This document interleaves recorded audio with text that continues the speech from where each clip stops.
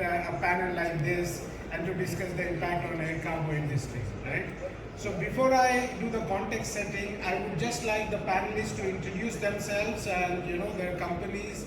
Probably not more than a minute, so Hamid, I can start with you. Yes, I'm Halit Tuncer. I am VP for Middle East, South Asia and Africa for Turkish Cargo. I'm based in Dubai.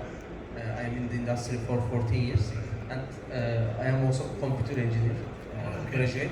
So I like technology and AI is one of my, of course, favorite topics we can see. Looking forward. Thank you so much, Khaled. My name is Rajiv Singh. I am the area sales head for AP Moller Maersk, representing Maersk not as an ocean carrier, but as a logistics and services provider. Many people do not know what Maersk does in logistics and services globally. Well, that's good. Probably this session will give an eye-opener about massive amount of business what we do across the globe, beyond ocean as a piece. We're an integrator of how we're developing the business and disrupting the marketplace. I'm based out of Mumbai, 27 years in forwarding, largely based out of Hong Kong, just relocated back into India, and looking forward to this panel discussion. Thank you. Good morning.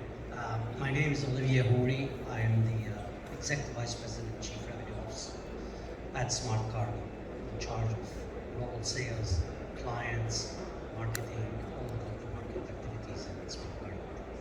I am based in Arizona, US, and probably I've been in this industry probably more than all of you combined. I would say at least 35 years, and not actually how much. Grateful to be invited here, and hopefully we can share some insight. Thank you. Hi, good morning everyone.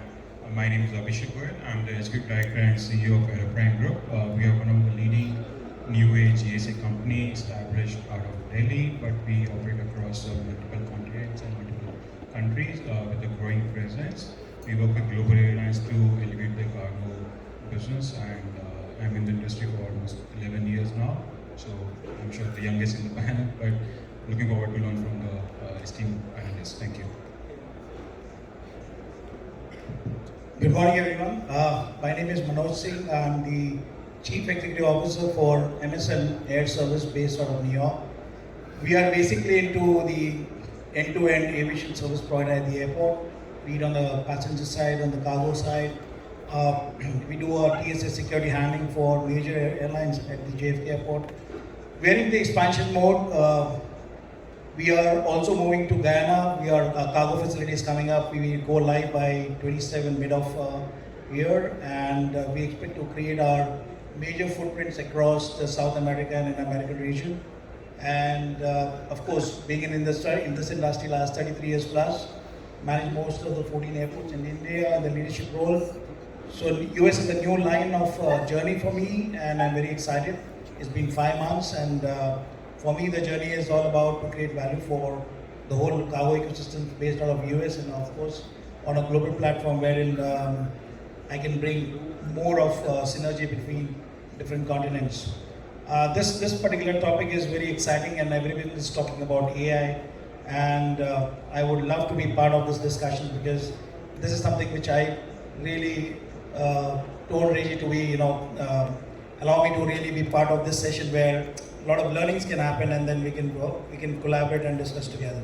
So I'm very excited to be here. Amar, all the best. Thank you everybody. Just my introduction, I'm Amar More. I'm the CEO, and when I say CEO, I say Chief Entertainment Officer of Kale. We just had our rebranding yesterday. We are a technology company. We've got customers across 48 countries. We work with 150 plus global airports and ports. And beyond being the CEO of Kale, I had the cross-border management domain at the United Nations and a very proud board member of TIACA, right? So talking about AI, let's just go back to the first principle. What is intelligence, okay? Intelligence is the ability to acquire, understand, and apply knowledge, right? So if it's natural intelligence, it's ability of you to acquire knowledge, to understand knowledge, and then to apply knowledge. And when machines start doing that, that's when we say it's artificial intelligence, right? When machines start acquiring knowledge through the huge data set that they receive, when they start understanding the patterns there, and then they start applying the knowledge and they start giving you output. So whether it's an output from a chat GPT or it's a prediction model throwing out some suggestions for you. So that's what is artificial intelligence, right? And in our industry, we had several technologies that threatened to make a difference, right? But blockchain came and went away. I mean, it did deliver value, but it did deliver value largely in the payment space, in cryptocurrency, etc. Right? But I relate artificial intelligence to cell phones. What cell phones did to our lives. It is going to pervade everything. It's going to impact each and every aspect of your business. So if you're not already educated about AI, I will highly recommend that you get a better understanding of what AI can do to you personally and also to your business, because it is going to be like cell phone. It will be changing our lives and changing the way we work, right?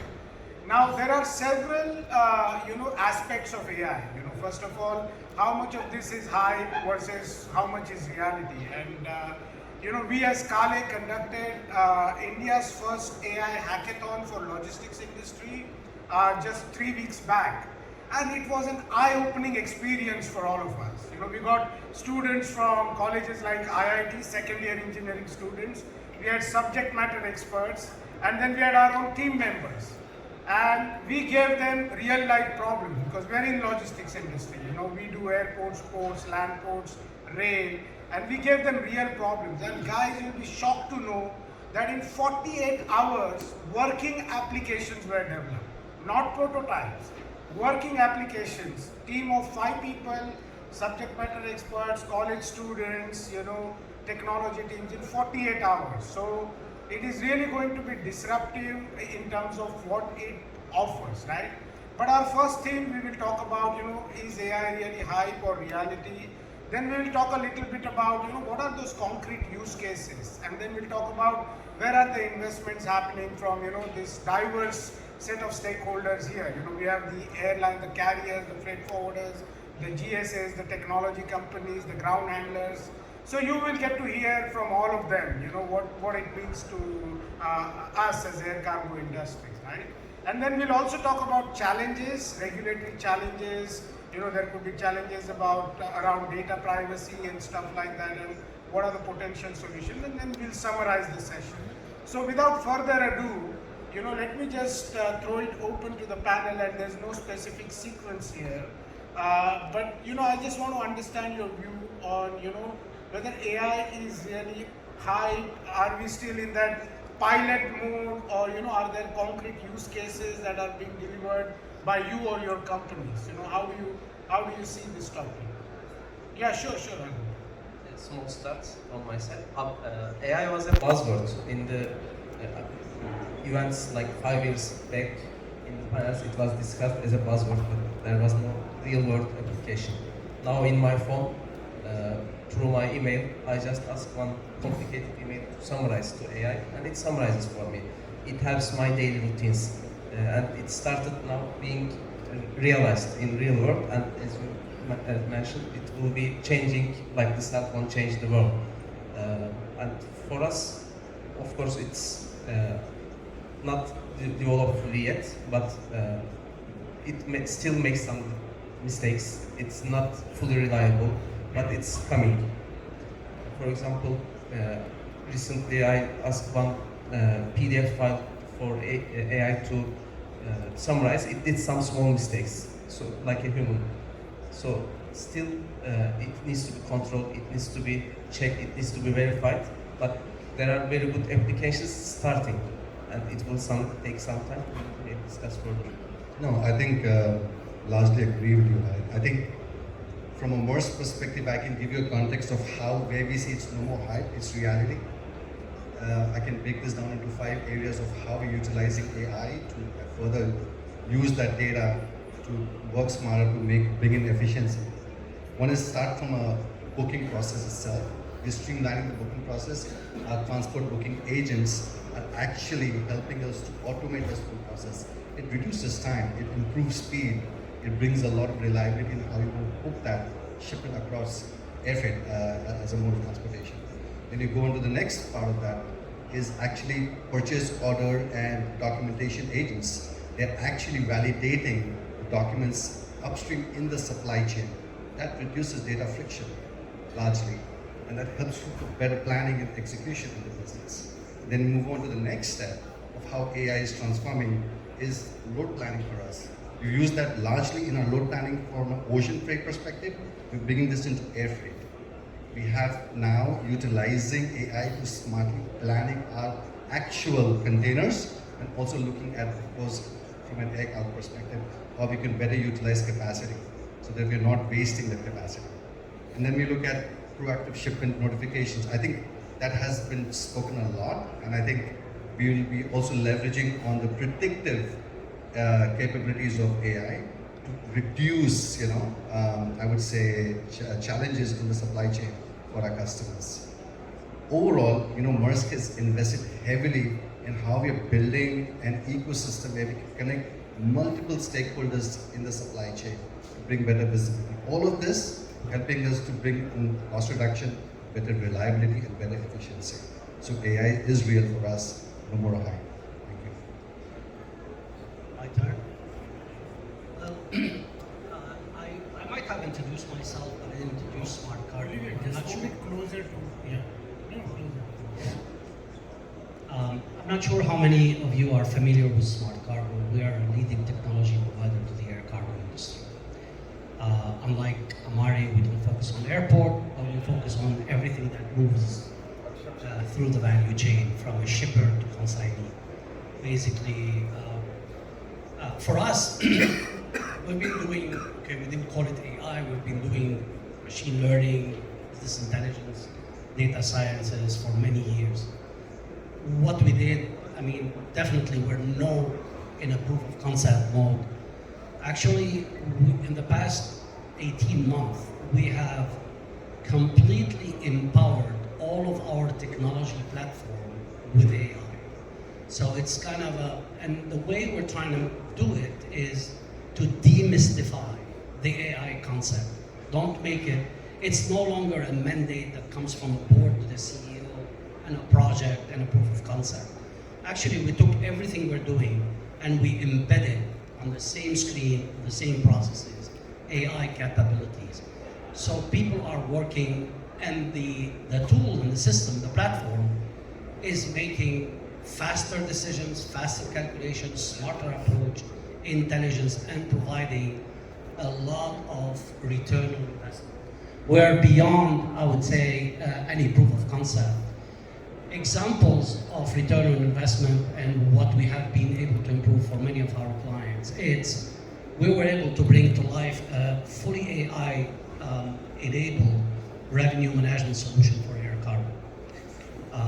In 6 months, we went from nothing, we were not a revenue management provider, to completely develop, because we had the data, we had the knowledge, and we were able to bring capability to really help our client optimize capacity. Capacity is the most cherished ingredient. It's the perishable asset when an aircraft flies. So you have to maximize capacity, you have to maximize revenue per available capacity, and that's what AI is doing on a daily basis. We're doing capacity forecasting, demand forecasting, mashable, and integrating market data, real-time information to allow our client a better use of capacity. We're not doing it as everybody else is doing it on a flight basis. It's an easy equation to solve. But when you take this equation and propagate it on a network optimization, now you have scale efficiencies. So another example is we're making real-time decision with AI on what a shipment can fly and how we can minimize the cost while maximizing the SLA. So you compromise, you have a business-to-business contract with your client to deliver a shipment in 3 days from an A to a B point. AI is helping you maybe avoiding congesting the same hub, avoiding flying it on the first flight in the morning because they are overloaded, and AI is giving many other alternatives that help you maximize utilization of your resources, minimize any impact on SLAs, and affecting the cost of utilization. So this is a tremendous return on investment. It's happening at massive scales. Actually, I'm just giving you an example, since Smart Cargo is the only technology provider that goes beyond the airport to airport, we do full e-commerce end-to-end coverage. We provide technology to integrators, from a shipper to consignee to the door of consumer. We have taken this optimization of capacity and visibility of a shipment beyond the airport to airport and apply it. We added the dimension of the first mile and the last mile. So basically the number of combination and optimization is multiplied hundreds of fold. And only AI allow you to do that for the massive amount of calculation and scenarios. Another example of AI return on investment is, we mentioned it, is agent AI. I believe we're probably going to talk about that. Deployment of AI agent allow you to do very fast, smart booking or response and engage with your client in a very effective way. I mean, you just need to, between AI agents and generative AI, you can interpret natural language and be able to respond in real time. Somebody, I'd like to ship 500 kilo from X to Y, and give me a price and give me an SLA, and the response is immediate because the agent is looking through the network, looking through the combination. If you have interline agreements, looking through all of this and giving the best solution, the most cost-effective way, and trying to maximize revenue. Many other implications of AI, we're seeing it on a daily basis. Of course, there's also all the back office improvement. I mean, one obvious application is, I don't know if you guys remember if you're a carrier and you have 70,000 rate lines and you're trying to apply and you're doing rate audit in order to do revenue accounting and invoicing, and you are trying to match that. I knew clients who employed 50 people in the back office to just go through rate audit. AI is doing it for you automatically at no cost, very immediate. So I can talk a lot about what we're doing in AI, but I think the key to accelerate the utilization or to benefit from AI capability and return on investment is to demystify it.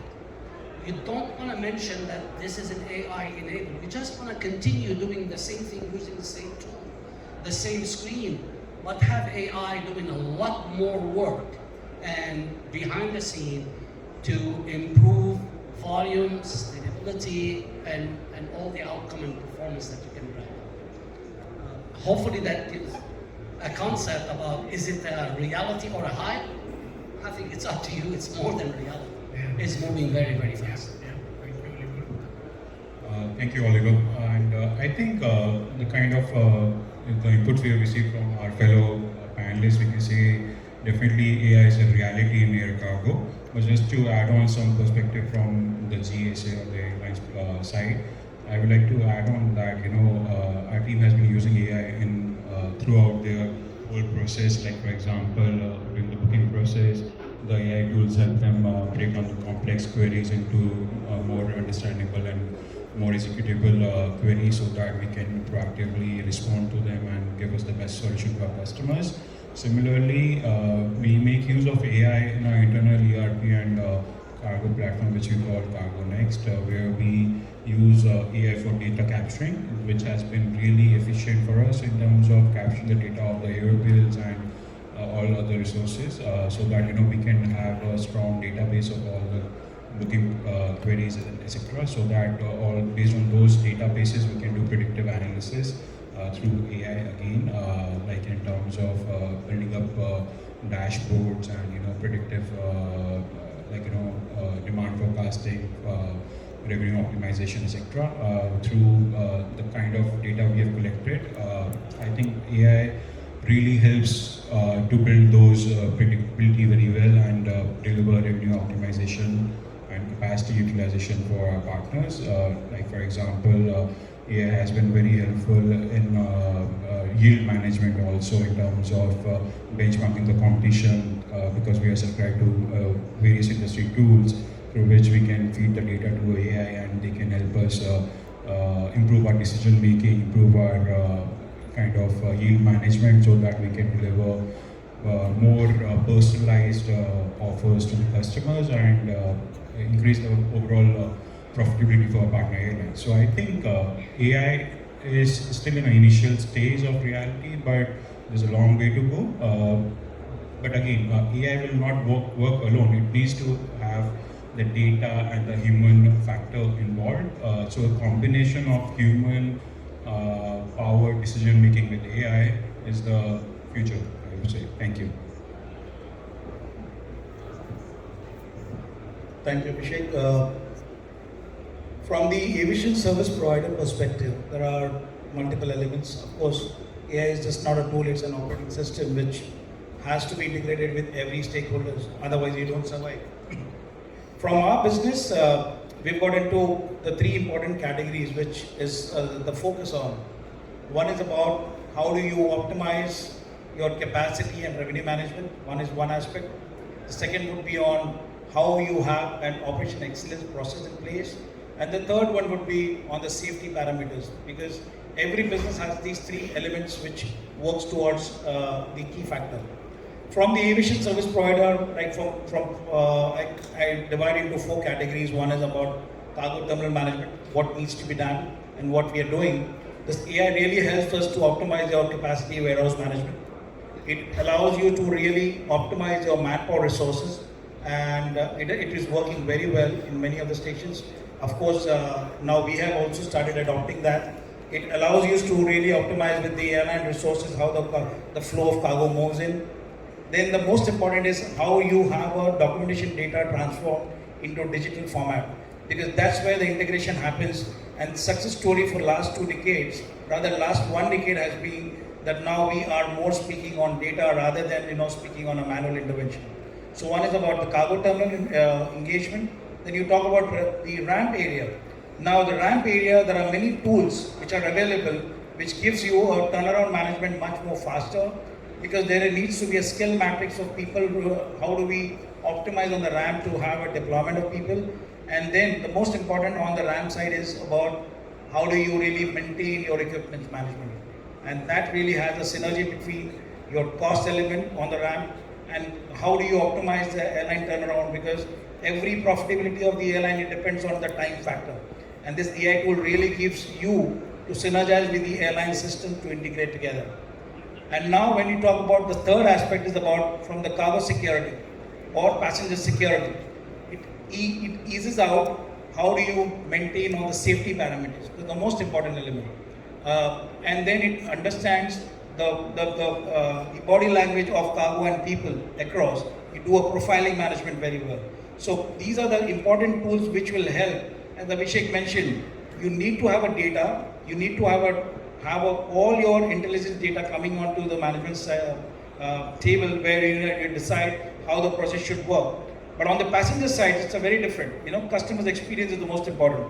How the customer's alerts can really give you the right decisions. For an airport operator to a ground handler who is on the passenger check-in, the customer alerts are the most important, and that data really helps to really bring in the right decisions, right? And the most important is how your flow of the passenger in terms of aircraft movement to the passenger for each stage, how the customer's experience are.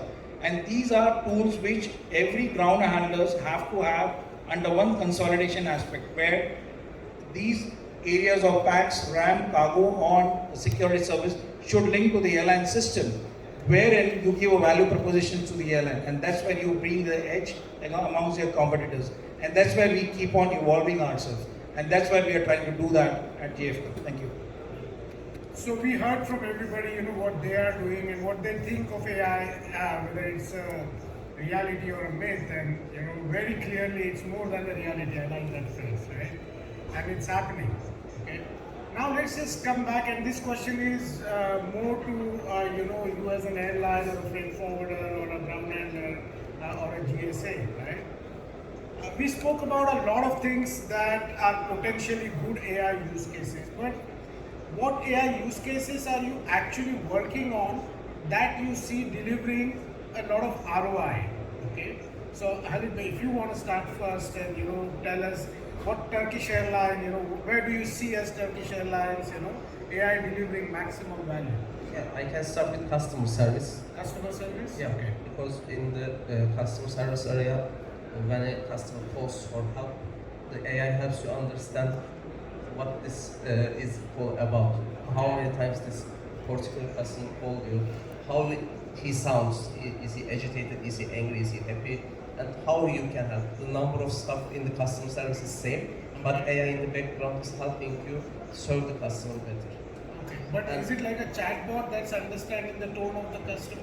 Chatbot is one part of it, and the IVR system Oh, IVR system. is Okay. another It's part. working on IVR. Okay. Yeah, IVR and chatbot is also that. If you don't want to call the customer service, you can go through the chatbot. It helps you to sort out where your cargo is and what our schedule is. But if you want to call and directly talk to someone, this someone is already knowing the background of this customer, Oh, okay. what the call is about. So you don't lose time asking questions. Okay. So Okay. AI is, yes, helping us to do our job in a better way. And not only customer service, of course, revenue management part, the operation part, preventive analytics and AI-powered systems, watching the cameras before something happens. That kind of technology is helping to reduce the active time. But of course, the number of people working is same, just it helps to do their job in a better way. Maybe I'll add what Maersk is doing. I think, as an ocean carrier, we sit on a huge data set across millions of customers we deal with globally. And that's really the asset what we carry, right? And if I look at what customers demand in the marketplace, they demand visibility for us and how that visibility is transforming and helping their supply chains to perform better. So we have invested heavily into managing supply chain resilience and risk management as a key aspect, which is the future for us, because we see that as a big problem to solve.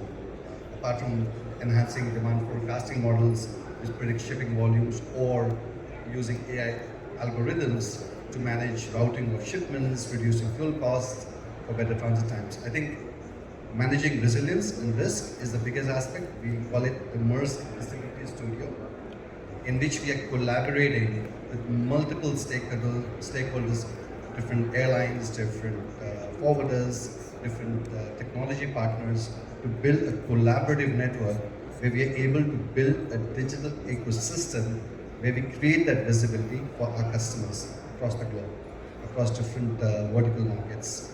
Now with this, we're going one step ahead in predicting actual problems, what could potentially happen because of congestion, because of disruptions. We also help customers manage detention and demurrage. Our MVS can actually predict ahead of time, based on multiple factors, what could be the potential demurrage a customer would face if he uses this carrier, with this transit time. And this is helping them to transform and make those decisions early in the supply chain. We've saved millions of dollars for our customers. A lot of our retail and fashion lifestyle customers are using that today. We are collaborating today to make this bigger and better for our marketplace.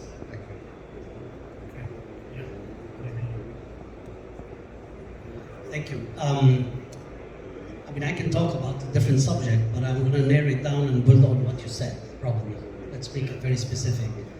One other area where we see direct impact in terms of economy and flow. Smart Cargo is an enabler of global trade. Let me specify. We really connect e-commerce players or shipper with 3PL to end consumer. We do B2C, we do factory to door through our technology. Look, I mean, I'm just going to take one specific example. Impact of this crazy time and tariffs. One of the challenges of, let's take example, Chinese shipper, not mentioning any brand, keep being able to be an actor in shipping their products to the US and distributing in the US. Application AI is allowing us, our technology and our clients are being able to not only follow the SLAs but even predict.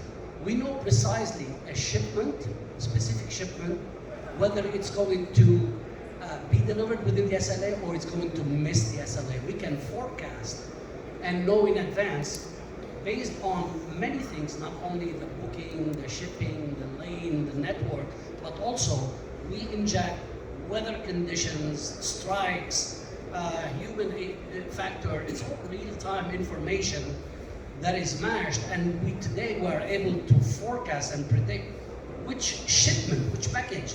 I'm not talking about a ton, I'm talking about 500 grams of a package is going to miss the SLA. Now let me put it in terms of US dollar, I mean, or money, any currency. When you know that 15% of e-commerce shipment end up with one type of return, returns are prohibited. Many times, depending on the value, the shipper, they don't want the return, they burn it, right?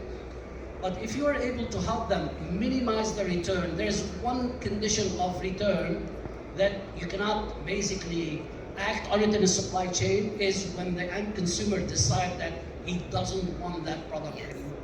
That somebody has to pay the price for it.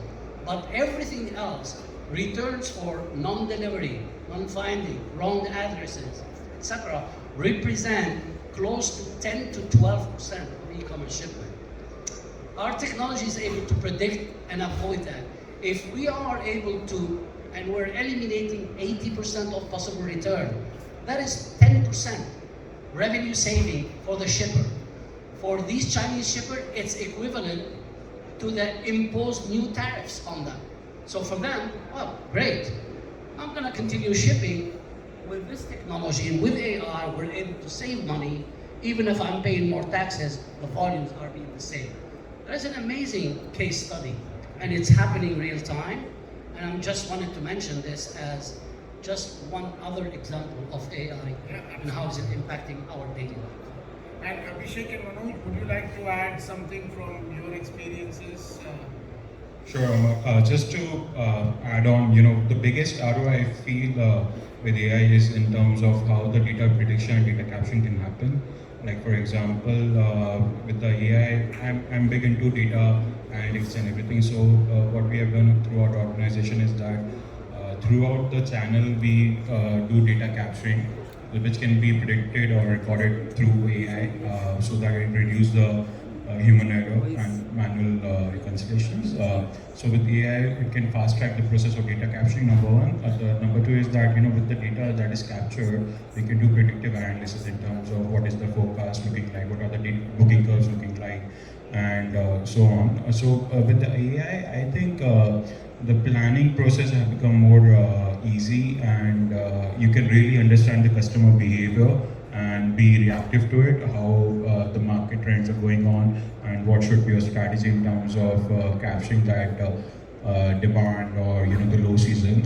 So AI really helps in being more proactive in the market and use those data sets to be more proactive.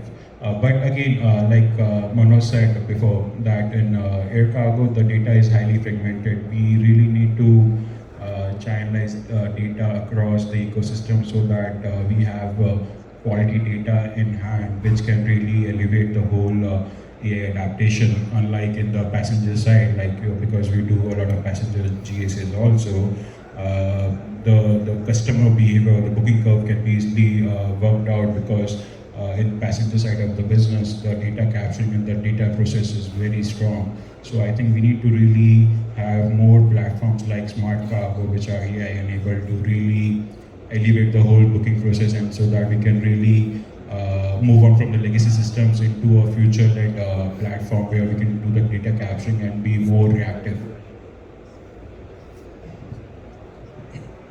So from the aviation service provider, I think there are two important elements because we are the last players in the aviation service where the key factor is about being precision. We have to be operationally very much disciplined because we are handling the aircraft, we are handling the tools which are very fragile in nature. So the time factor is the most important. So ROI is all about not only the revenue part but also about the operation excellence. That's the most important.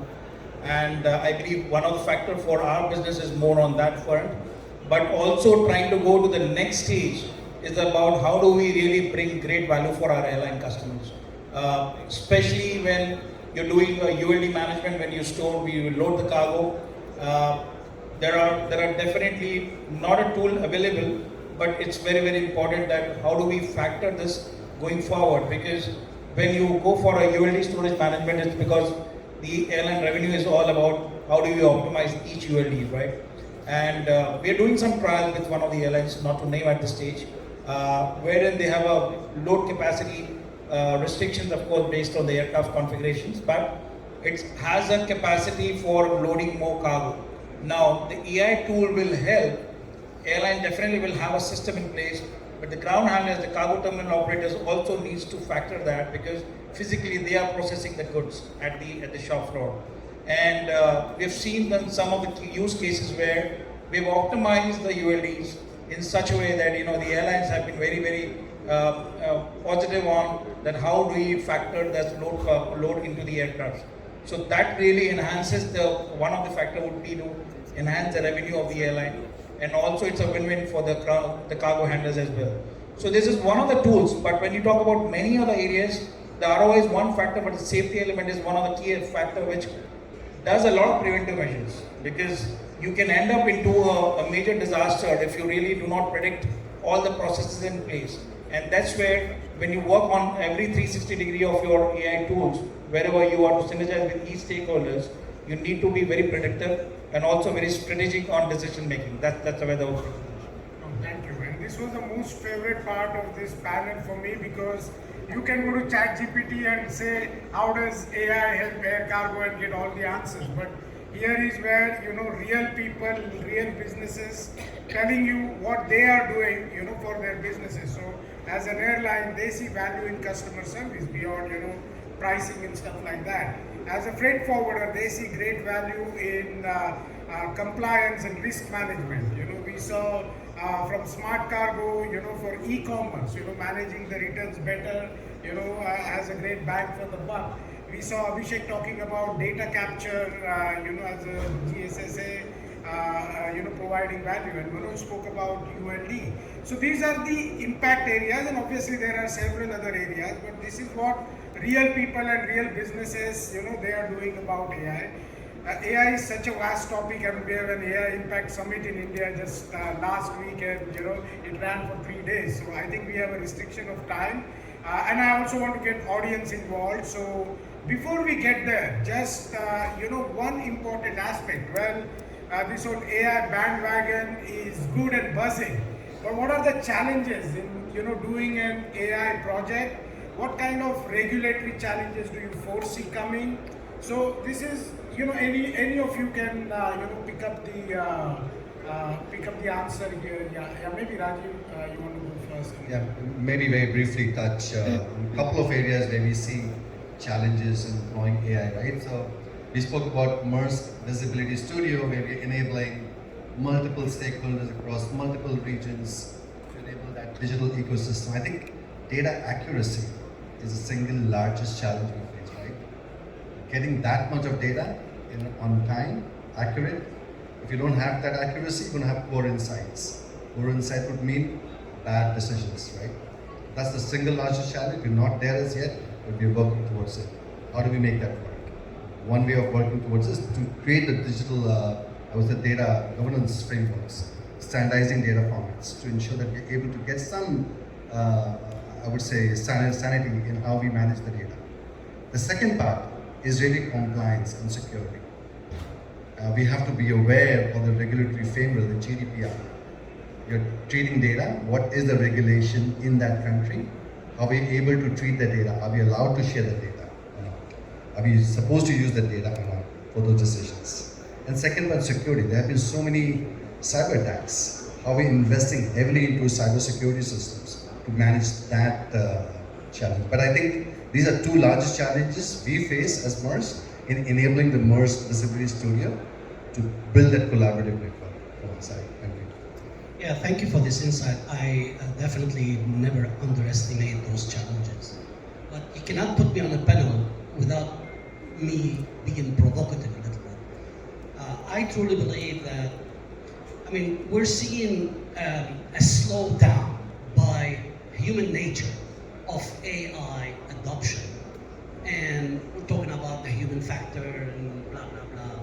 Actually, one of the biggest challenges, I truly believe, to get out the maximum of return from AI is the human factor itself. I see it as, in many occasions, as a hinderer instead of an acceptor and a change, basic adopter.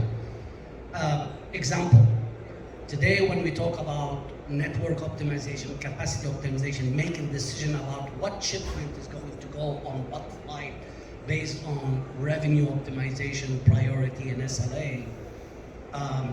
Majority of the airline we talk to, they will tell you that, yeah, we would like the tool to give us recommendation, but we want our people to make the final decision. Well, when you know that people make decisions and they are wrong, 20%, let me put it in a positive way, they are correct 80% of the time. The AI engines today are giving you accuracy above 90%. So the question is, and we hear also, we need to go that in stages. So phase one, let's get the recommendation, let the human factor decide, and when we're ready, we see good things and we're ready to automatize, then we can switch on automatically. I truly believe that some innovator and leaders in the industry are flipping the coin today, saying, you know what, if I can get it right 90% of the time, I'm going to let the tool take the decision and I will fine tune it, not the opposite way. I truly believe this is one of the most important challenges is where do you balance the human factor versus AI outcome? And I don't have a solution for it, but I think facts should talk. When you are able to measure the precision of what is coming out, don't hesitate. Give the tool the ability to make the decisions and allow the human factor to fine tune, not the opposite. Excellent. Anyone else? Yeah.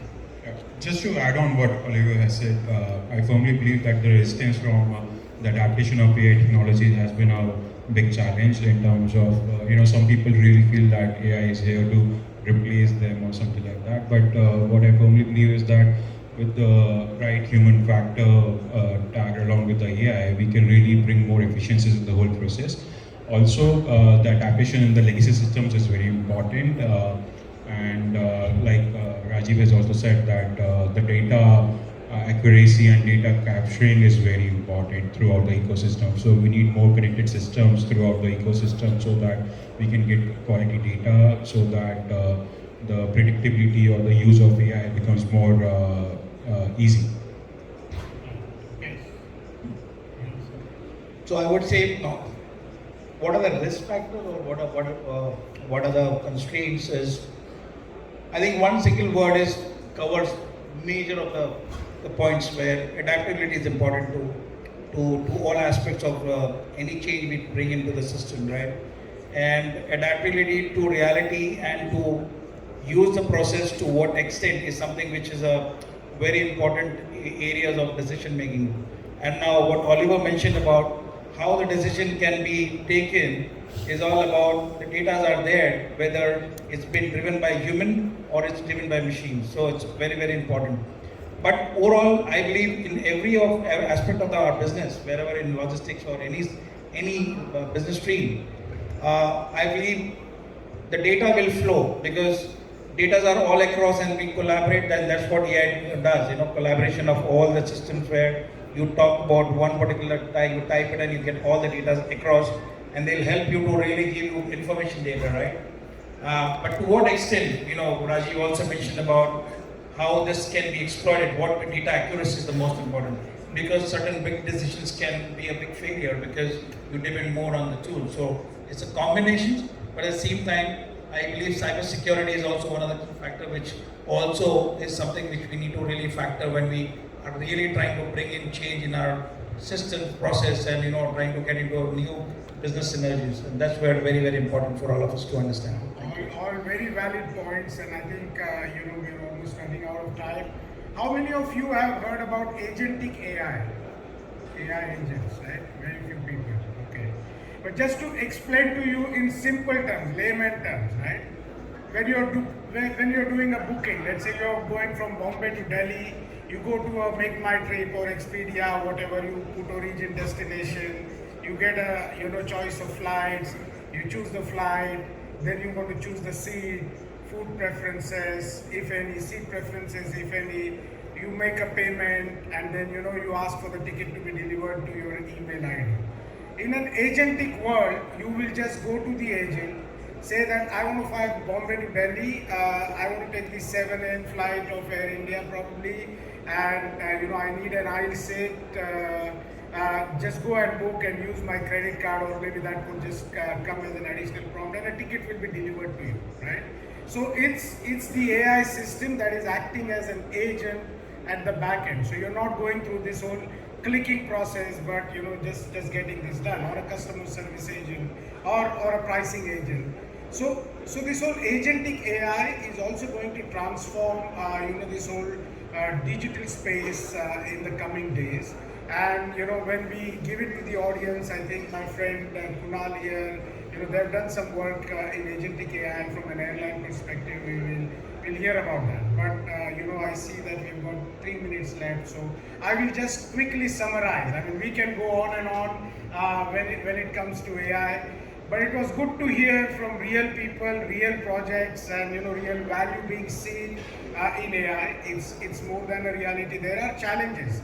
And one of the challenges that I will talk about, because as a technology player, we worked with a very large company, probably largest in their space in air cargo, right? And we thought that, okay, let's do some predictive models for them, AI. Data, just cleaning up the data, okay, took 6 months. Because if you want to predict by commodity, as airlines, you would know, you just capture a lot of stuff as commodity on air, maybe less consolidation, and that's it. And then if you want to know how many iPhones are going to come, in the month of September or October, you can't predict that because the data is not clean enough, right? And that's a big challenge. Okay.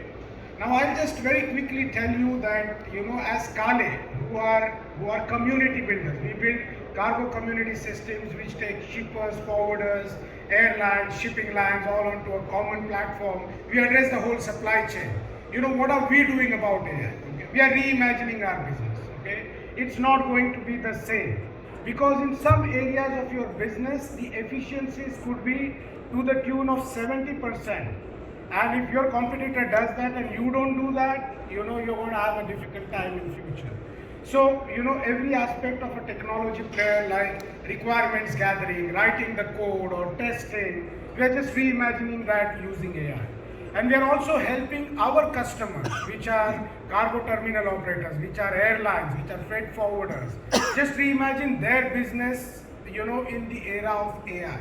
That is, we do these workshops where you can take each area of your business and how you see how AI impacts that. Sales, customer service, pricing, operations, data capture, regulatory and compliance environment. I think all of you, if one thing you take back from this session, just go back and reimagine your business. There may be a use case that can provide tremendous value to you as a company and can give you disproportionate advantage. And I think it's need of the hour because this technology is disruptive, as I said. You know why I say that this is similar to cell phone, not just because it can impact everybody, but just because of cell phones, your whole travel got transformed. You got Uber and you got all these apps, and a lot of things can be built on top of AI. So just reimagine your business. If you're an airport operator, you're a cargo terminal operator, you're an airline, and that is something that we see. One of the use cases I want to talk about is budgeting. Just budgeting is such a costly exercise, and I think you will know that as a top management, 60, 70 people in a global organization getting salaries in 6 digits, get involved in the process, and just using AI, you can do it much more accurate and faster, and can get a direct ROI. So we can talk on and on, but I see time is up here. So I just want to get audience involved, and I'll start with you, Kunal. If you can just tell about, can somebody give a mic to him, please?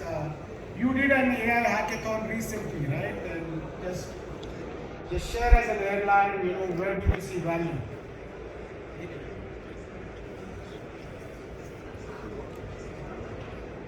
Thank you. Hi everyone, my name is Kunal. I'm from Etihad Airways. I look after digital technology innovation for cargo. Two more roles. I'm the chair of the Cargo Technology Board with IATA and also the chair for IBS Cargo Community, which has 30 plus airlines. AI is here to stay, right? It's here, it's real, it's already happening. But with a pinch of salt, if you read the latest Gartner or McKinsey publications, there is a 70% rate of failure, which means you need to be ready to try and be innovative till you succeed. In the interest of time, I'll just share 3 examples. One, which we've already deployed at Etihad. One that we are working with IATA on AI. And one which is in a very nascent and ideation stage. The first one is an agentic AI option. Like Amber, my friend, mentioned, we have a process around regulatory frameworks. So FWB, FHL might be familiar to all of you here in the audience and panel. So this agentic AI actually reads all the incoming FFMs, FWBs, FHLs, identifies anomalies, identifies the origin station, automatically sends an email or notification to them, gets the data corrected, files it with the supplier which is doing the customs filing. And this happens in seconds. And we've seen around 1 FTE worth of time per week saved because of this, which translates into 12,200 hours of manual effort saved in a year. This is tangible, delivered in 2025 in our organization. It's number one. IATA is working on an agent to agent. So there's something now called multi-agent. So as Etihad, we have an agentic AI solution. ANA, which is a partner airline in this trial, has their AI agent. Qatar Airways has an AI agent, and so does Avianca. So these are the 4 airlines part of an interline multi-agentic AI test. And the solution is interline. So interline usually, and you will all relate to this again, is a black box. Once I give my shipment as an airline to a partner airline, it's a black box. You don't know where it's going, FSUs may come, may not come, has it reached, not reached, all that. And you want to give seamless customer service like you mentioned. So what this agent does, AI agent does is, my AI agent, Etihad AI agent, will talk to the AI agent of, say, Qatar or ANA or Avianca. They will talk to themselves. They will negotiate deals. They will come up with an optimal rate. They will book the cargo, and they will also share information on the latest status of the shipment real time. So this is right now in proof of concept. The testing is happening with IATA. We are part of that project. And the third one is disruption management. So this is ideation. Imagine a flight gets delayed, and there is, instead of a controller which is managing the flight, there's an AI controller who's sitting in the network operations center, gets a message the flight is delayed. Crew gets impacted, catering gets impacted, landing, parking gets impacted, airports get impacted. this arbitration agent or this supervisor agent then instructs all 5, 6 different AI agents who report into this master AI agent, and all these people gather data from different sources, come back, report back to this master agent, and give recommendations on best cost optimization, best recovery, and best customer satisfaction. So these are the 3 things: one already put in production, one working with IATA, and one in ideation. And there's a lot more. I think I echo with what all of you said. Get on to it. It's a revolution. It's like the mobile industry. Get on to it before it's too late. It's real. Thank you. Thank you. Thank you. Anybody else has any other question? Yeah.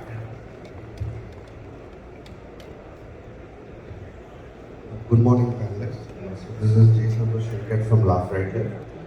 So India is different. India is different from other countries. I could name a lot of IT companies who are successful in Europe, US, but still they're trying to be successful in India, but they couldn't, reach their goal because India has a cultural heritage. This negotiation. I'm just talking on behalf of freight forwarding. We are in freight forwarding projects and customers. So my question here is, we are using too much AI and tech. Have you thought about green sustainability? When we are using too much AI, we are burning a lot of electricity. Please do answer. Sure. I don't know if anybody wants to take it. Yes. Okay. I don't think anybody on this panel is saying that AI is solving world hunger or every situation that exists. I think there's a lot of already return on investment in use cases and improvement. There will be more to come. Right? So, with regard to sustainability, yes, precisely. This is a very easy equation to put in the AI engine to solve in terms of if you want to know the impact of what you're doing on sustainability, you can have it very quickly, yes. I'm not saying that you have a solution for it or you're going to improve, but you have that visibility today. How you act on sustainability is something completely different. You have to look at the balance, this is a great question. Because AI can help you reduce the truck queues at the airport, and one idling truck consumes 0.6 gallons an hour. The truck is waiting for 3 hours more because you're not using the right technology. You're talking about 2 gallons of fuel. 1 gallon of fuel is 10,000 grams of CO2. Imagine 1,000 trucks, 300 days into 20,000 grams of CO2. So all of this, right? The paper that you can reduce using. So that if you do the net addition, then you will see what is the real impact on sustainability. I think we will have to really study that. It's a great question to take forward. So thank you everybody. I think we'll have to take this conversation outside the room because we have the next panel coming up. Thank you for being a great audience.